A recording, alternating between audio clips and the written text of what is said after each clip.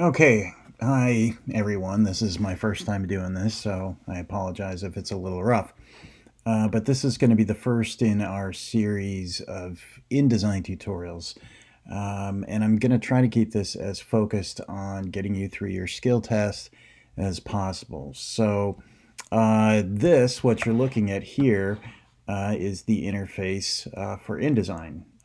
It's similar to what we've studied so far in Photoshop and Illustrator in terms of its workspace. On the far left, you have your toolbar. On the top, you have your main menu.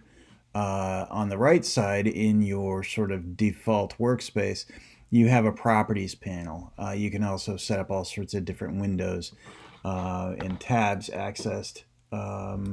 Well, now that I'm actually in InDesign, that are accessed in the window menu.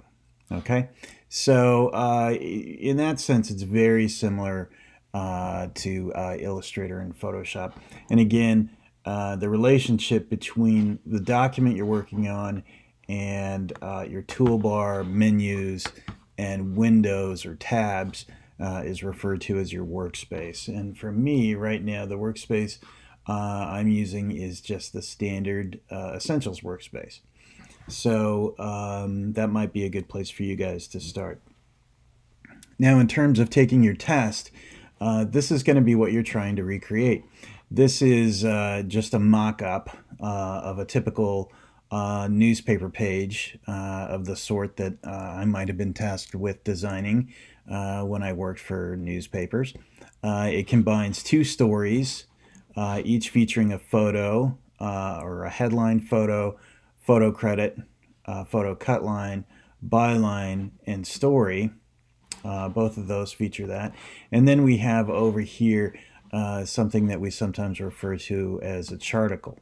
For the more difficult elements in the charticle, these would usually be created in Illustrator and imported into InDesign.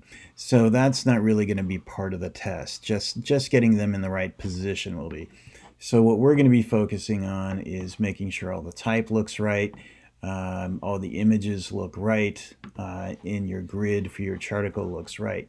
And they're all, proper and appropriate tools and techniques for doing all of this. And while it may look intimidating, we're going to be using a template, an InDesign template, that will hopefully make this a whole lot easier.